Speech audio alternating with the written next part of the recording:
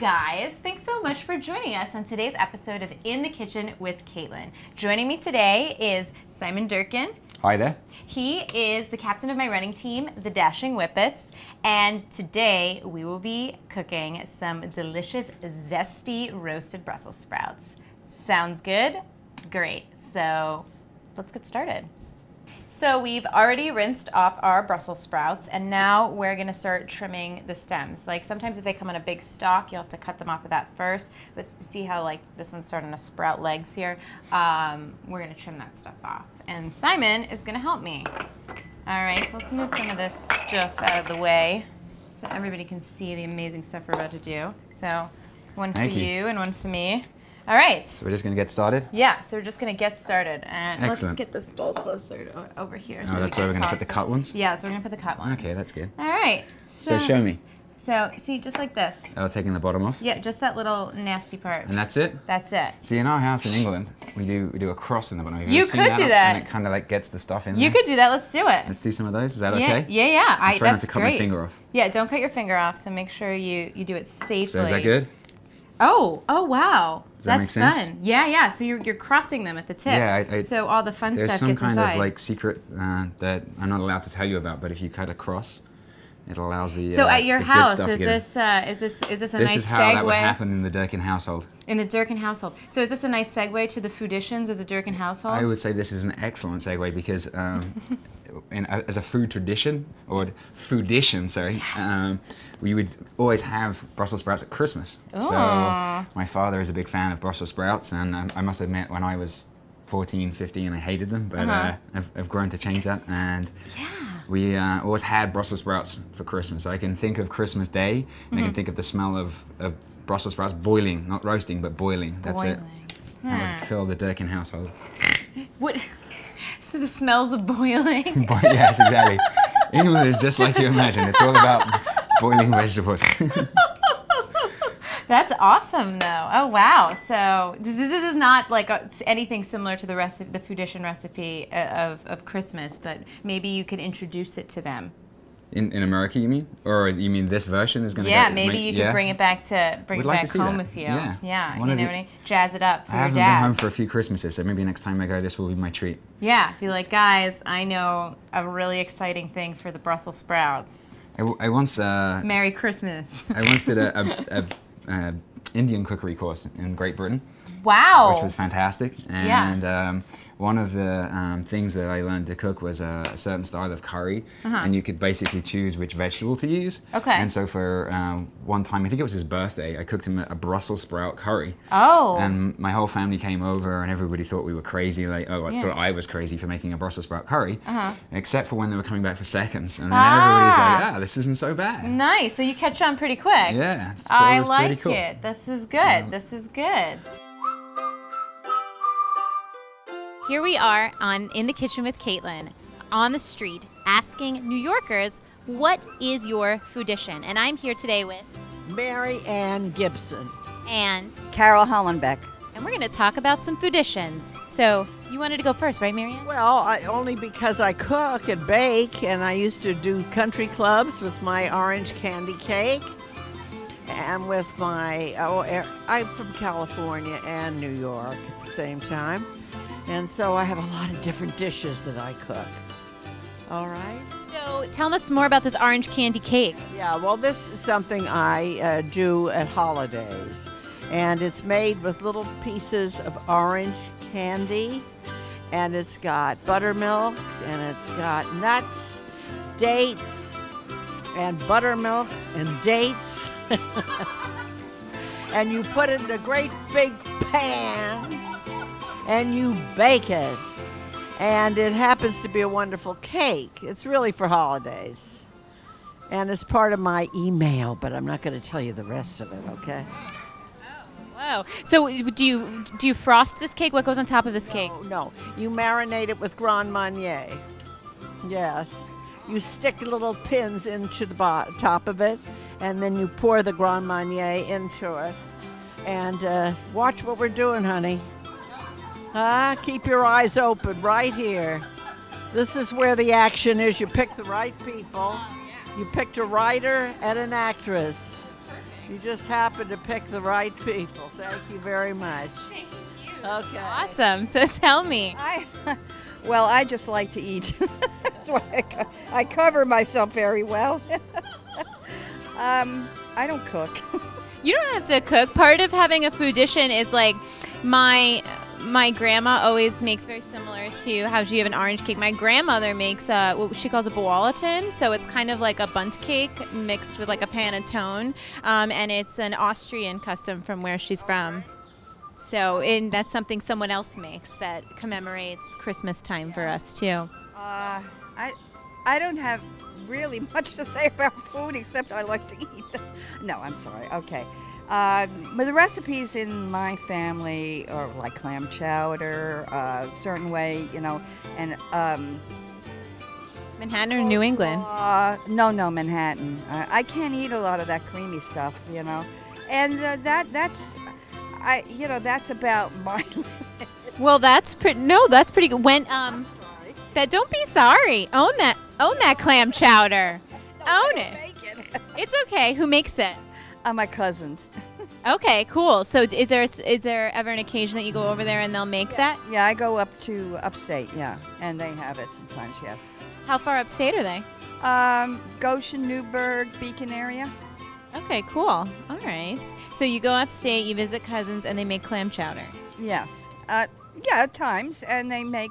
Well, she's a very good cook, my cousin. She's and not Italian, but she makes a great baked ziti and a vegetarian baked ziti.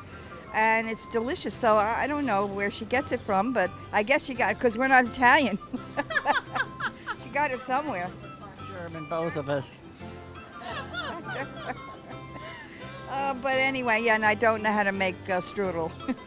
Yeah, I don't know how to make strudel either, but I'm part Austrian, and that's like, yeah. There you go, you see? A little bit. Yeah, and I was in Germany for a year doing a show. Oh my God. Crazy for You, the musical. Yes, Yeah. Gershwin. Yeah. Oh, I know. I know all about Crazy for You. Hamburg and Munich. Oh, wow. Opera houses. Do you sing, honey? No, he doesn't sing. I do this for a living. Oh, well, these ladies talk about it. Okay. Food, we're very, she's a writer. I'm a writer, yeah. I have a book called True Blondes. It's on Amazon.com. There we go.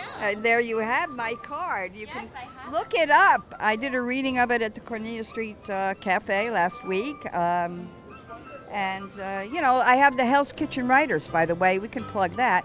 I started the Hell's Kitchen Writers in this area, and we have about 6 of us that read our fiction. Every once in a while, we read 10, 15 minutes of our fiction, so that's good. That's awesome. And I'm preparing to do a 1-act show all by myself. Sing. Yeah, I'm a singer. We're gonna call it All Right, Everybody Clap. And because I worked for the mafia and I sang years ago, and I've been singing ever since. Stork Club. I mean, I've been around, you know, different shows, different people, lots of commercials. And I'm still on the air, so that's good. That's amazing. And here we are. Thank you so much, ladies. So, why veganism? Why veganism? Well, I started reading about, you know, food production in the U.S. and factory farming. Right. Watched a couple of those like very scary movies like Food Inc., where you see a lot of what's really going on with our foods. Terrifying. And it's something that I'd been thinking about. Well, vegetarianism was something I'd been thinking about for a long time before, and it started to become vegetarian about 4 or 5 years ago. Okay. And after that, it's kind of seemed like it was the next logical step. And for a while, I was resistant. Like I was like, no, you know, I need the cheese, I need all these products. But then I started to think about it. Well, when I would have said the same when I became a vegetarian, that I need meat, and I used to eat a lot of meat products. Okay. And so I was like, well, once I went vegetarian, it wasn't really actually that hard. It's really just a question of like thinking carefully about what you're. You know, what are you trying to eat, and how are you trying to set up your diet? So I think that a lot of times when people think about vegetarianism, they think about giving up something. Like I'm giving up meat, I'm giving up, and I never really thought of it like that. I always like, or at least I learned to stop thinking about it like that way. Yeah. And start to thinking about more about what am I gaining? Like gaining all these really great vegetable dishes and you know, things that perhaps I wasn't eating a lot of before that I really liked. Yeah. And so I kind of went wholesale into that, and I looked at I read there's a book by Scott Jurek. Is that the no meat athlete? He is not the no meat athlete, but he is a athlete with no meat. If that makes sense. He's not the no meat trademark athlete, but he is a vegan athlete, and he's an ultra runner. Oh, right. And so a lot of those ultra guys I've heard happen to be vegan. Yeah, have vegans or very, very specialist diets. Oh, for our guests at home who might not know what ultra running is. So ultra running is basically running races that are longer than a marathon. So marathon's 26 miles, and ultra race is, like by definition, is any race longer than 26 miles. Right. But that said, like it also kind of invokes a style of race too. So many of the ultra races are through like a mountain range or across a desert. There tends to be something that is challenging about not just the distance, but also the terrain and the environment. So that's really what ultra running is about. And right. I know many of our friends in the Whippets are ultra runners as well as being marathon runners, which I think is kind of crazy, but they also think I'm crazy for being a vegan. So well, but then the vegan ultra runners, that's like the double dose of crazy, right? Yes. Right. And in honesty, many of those people are just crazy. That's right. Seriously. That's their thing.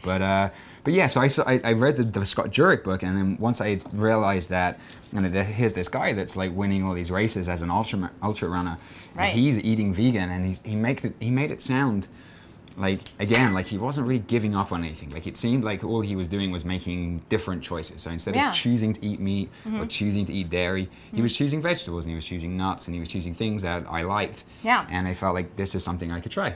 Yeah. And so I went ahead and gave it a whirl, and it just really worked out well. It certainly made me think a lot more about what I eat. Yeah. So now, instead of just like eating being a sort of a byproduct of living, if that makes any kind of sense, like going to work and just grabbing some food or whatever, I think about, what am I going to eat today? Where am I going to get that food from? Because when you are a vegan, you can't just get food anywhere. Right. You can't just go into McDonald's and say, hey, what's the vegan option? Like you have to kind of think about where you're going to get your food from. Yeah. You know, maybe cook some things in advance. Right. And so, you know, we just make different choices perhaps about the way that we get our foods. You got to plan ahead. Yeah. Well, one thing, speaking of like just like making different choices, I think it was like during the New York City Marathon presentation, I think maybe, or maybe something right before that you said, and it was a quote that I think I might have posted somewhere. It's like, if I eat this, how will it affect my running? Right. And I loved that. I think I wrote it down somewhere. Yeah, and I think that's a lot of what I've changed about my diet, is I think about everything I eat as part of, like, where's this going in me? What's it doing? What does it contain? Is it going to fuel my exercise, or whatever I'm going to do? How many calories roughly are in it? And I don't count calories, but I have a sense of, okay, have I eaten 2,000 calories today, or have I splurged and eaten 4,000 calories today, or whatever? Right. And one of the big myths about being vegan is that it's a healthy diet, because it tends to be a healthy diet. But just because there are often things that, you can cook in a lot of fat, a lot of oils, or you can still put a lot of sugars in things. You can still deep fry something. Exactly, right. And it'll be vegan. Honestly, I go out sometimes and the only vegan option on the menu are French fries. Yeah. Like that can be the only thing, and French fries are not healthy. No. But it's a lifestyle, and it's about choices, and I feel a little better about what I eat, and I like the way that I go about eating, but I also just feel less, like going back to this idea about animals and animal welfare. I just don't ever feel uncomfortable with what I'm eating. I feel like there are times when I was eating eggs and I was eating dairy and all those things that there's a sense of loss or something that's in that food that just made me feel uncomfortable, and I don't have that problem anymore. I feel great about everything I eat. Yeah. And I hope that nuts have no feelings. So now that our Brussels sprouts are all trimmed and scored at the bottom and beautiful, we're gonna start adding some ingredients, all right? Is that what these things are? Yeah, nothing gets past you, does it? All right, so we got some olive oil, we've got some mustard, garlic, onion powder, fresh garlic, salt and pepper, soy sauce, paprika. As you guys say in the UK, right? Paprika? Maybe. Paprika is how I say it typically, though. I don't even know anymore, you know that? I've been over here so long that I can't forget, I forget whether it's garbage or rubbish, or I actually get confused myself. You're just transatlantic. Exactly. Right now. But so here, you could start working on the mustard. What does working mean? Pouring it on. Oh. And then like toss. With this yeah, wooden device. Yeah, and then start stirring this stuff together. I get to stir. I love stirring. Yeah. No, I think you're gonna love this. There's a lot of stirring. If you have a love of stirring, you'll have a really good time being a guest on In the Kitchen with Caitlin, guys. Is that good? That's I don't have to lick it clean or anything? No. Just give it's it okay. a whirl It's now. okay. And yeah, just work it out. Keep stirring it so that the soy sauce and the olive oil and the mustard all kind of blend together and make some a cohesive looking. Get in here a bit more. Yeah, get in there stuck a in there a little more. Needs a bit more oomph. Yeah, get a little elbow grease in there. So tell us a little bit about, About the team? About the team, about, So the Dashing Whippets are about, I think we're just coming up for our 5th anniversary in a couple of months. Oh my God, I know. a big deal. I know. What is that? It's like vegetable anniversary or something like that. I don't know. And so basically, it's linen. No, linen. Okay. So we're a fairly new team in the grand scheme of things. Like there are like some more established teams, but we've grown very quickly. Some garlic. Oh, some garlic in it too. Yeah. Okay. Because you're really getting in there, good. And really, we're just. We take our running seriously. We're definitely one of the more competitive clubs now in the city. We've grown very quickly. Yeah. We have like a very diverse group of people. Tend to be more kind of like young professionals, but there are people of all ages. We, certainly a good mixture of genders, of cultures and ethnicities. Really, it's just, a lot of people that care about running.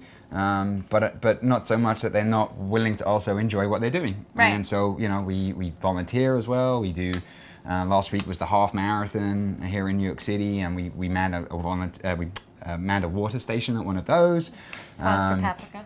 Pause for paprika, okay. Yeah, okay. You and I recently went and worked out in Staten Island, your home. We did. Rebuilding a home, which was fantastic. That were homes that were affected by Hurricane Sandy. So, yeah, we went as a team to help. And we laid some flooring and we did some stuff like that. It was great. Yes.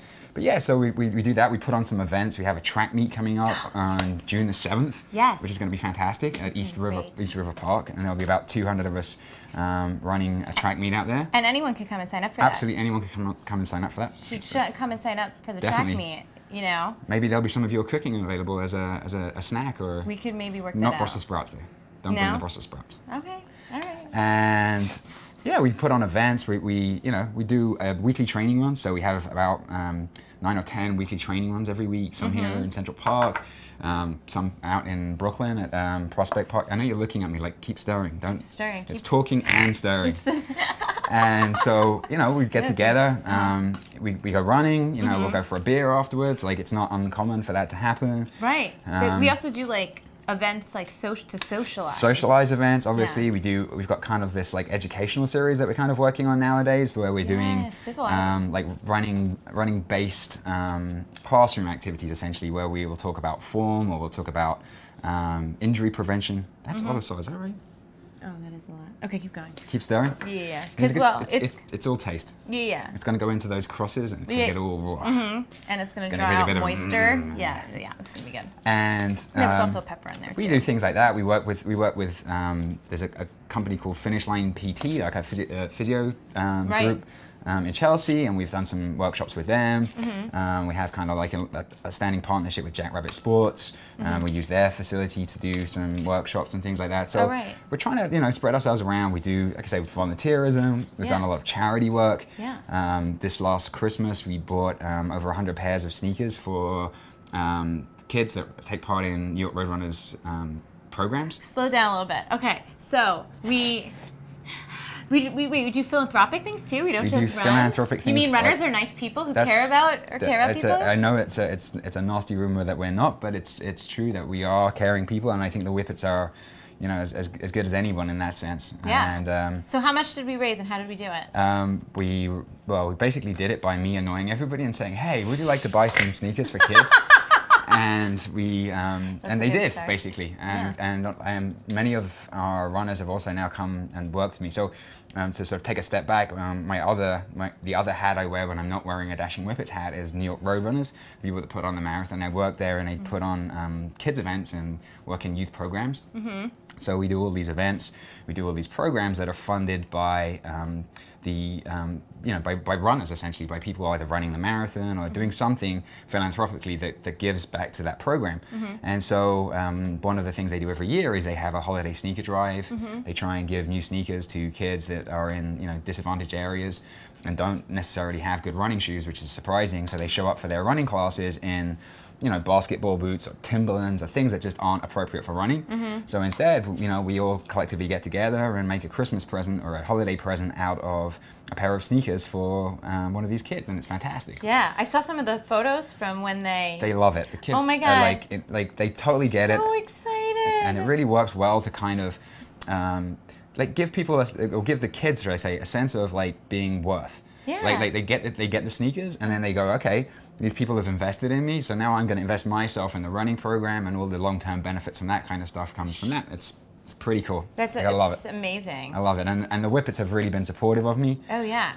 I ask a lot, quite nicely, and say, can you come volunteer? Can you help out? Yeah. Financially with some of our programming, and the Whippets have always, and other running teams too, not just the Whippets that I know, but running community in general has always been very supportive of the youth component of that, and seeing how running can be a life-changing sport for many people, including kids as young as 5 and 6. How do you feel that running? Is that stirred enough, by the way? Yeah, it's looking good. How do you feel that running impacts kids as young as like 5 and 6? Because I mean, at that age, like their focus is like on whatever's shiny and whatever. So. Yeah, but then that's the thing, is in some ways, like particularly, maybe 5 and 6 is not the best age, but certainly when you get to like 8 and 9, like these kids have a lot of energy, and they need it. They need a way to get that energy, to get exercise and to get out there and be outside. And more PE is being taken out of public school programs and get out of the curriculum. And so what ends up happening is these running clubs that get set up using the Roadrunners sort of template, essentially, at the schools or after school programs. Right. Then they go on to be a way that the kids can still get that exercise. And it helps them then when they go and do math, because now instead of like getting all excited and getting all out of shape in math, they've got that, they've got the crazies outside on the playground, and now they can sit down and they can focus on math and English and all these things, and we're seeing the results, like, and the kids also get a sense of sometimes of worth and of self-worth, and of accomplishment. They'll come and do our 4-mile races, and like, wow, I did a 4-mile race. Like you guys have seen that, right? Yeah. Some of the Whippets have been like what we call running buddies, and like they run alongside them. Come on, buddy, let's keep going. Yeah. And it just changes lives. It really does. It's a small change. It's not we're not giving millions of dollars away or whatever, but we're making an impact, and it's really awesome. I definitely can speak to that. Like I was 9 years old when I joined track when I was a little wee one, and I just, like, my mom even says, she goes, Caitlin, you used to love to talk, and they always used to write notes home and send them home to me, and then I never understood why you wanted to go running, because there was no one to talk to, but you just loved it. I've met your mother. That's a very good impersonation. It's funny. She's been my mother my whole life, so really? I have plenty of time to practice. So, yeah. But now... What do we do with these? These are going to go on a cookie sheet that has some parchment paper on it. So let's get to it. We just want to spread them out so that they're not like on top of each other. So they have room to breathe, kind of thing? Exactly. It's not like they're going to expand or anything, but you just want them to get an even... So this is like off hours on the subway rather than peak hours on the subway. You know, yes. like, you want to be able to give everyone some personal space. Right. These look good. Thanks. I wasn't sure when you were putting all the ingredients how they would like come up, but they look nice now. Trust me. I'm glad you have faith. They smell good too. I know that doesn't come out on the TV, but right. I mean, my goal. And Joe, make this happen. Smell-o-vision in the future, guys, so you can smell what we're cooking. I mean, you could smell what we're cooking if you try the recipes yourself, though. But for the people at home, they smell good. Awesome. And let's put those last two over here in the corner, yeah. And then you can drizzle what's left on the top. Oh, I like a little bit of drizzling. Yes. All right, those look beauteous. All right. I think I could be drizzling all day with this, so that's pretty good for that. Yeah. And into the oven they go at 400 degrees for about 20 to 25 minutes, or until they have a good char. So now it's time for everyone's favorite part of the show, Tasting. the tasting. All right. We could. Gonna serve up something? Serve it up fancy. If Or they not do so British- fancy as I yes. knock one on the table. I'm not sure the Queen would approve of the Brussels sprouts hitting the table. We'll just throw that on there. New York style. Cool. Right. 5-second rule. It's not the floor. Can I help you there? Gracias. This is not the fiesta. Though. These I look shouldn't great. say gracias. So they've Thank got that you. kind of charred look. And Yeah. they smell great. Yum. Oh. All right. So dig in. Do I get to go first? Or Yeah. as the We guest? dig in together. Oh. That's usually how it goes. Very good. Very good. You see how the stuff gets inside them when you do that? Can you taste that? Just the little crosses. You'll never do it again the same way. I'll do it. You'll never do it again the old way, should I say. So, wow. No, that's really because I love roasting them because they get like crunchy on the outside and Right. gooey on the inside, and doing the X on the bottom really lets the flavors get in the gooey portion. That's the whole point. It's really great. See, I learned stuff too on the show. It's not just me teaching you guys. We're all here to learn from each other. It's a whole big experience. So, yeah, that was great. Thank you so much for being here. Thank you. This has been fantastic. Awesome. I've enjoyed it. Yeah. And how do you want people to find you if they want to check Well, you out can more info? Easily find us at dashingwhippets.org and .org. You'll see us out and there racing. We wear blue singlets with a bright gold whippet dog on the front. We should have worn one. We should have worn one. Next It's okay. time. Next time. It's all right. And look out for us on the road. We're out there in Central Park. We go to all the races. Yeah. If you ever see a whippet, just say, hey, you're one of those guys from In the Kitchen with Caitlin. Shouldn't they just say, drop the hammer? He should, yeah. I think we dropped the hammer right here. We drop the hammer for sure. Thank you guys so much for tuning in, and come back next time. And don't forget your empty stomach.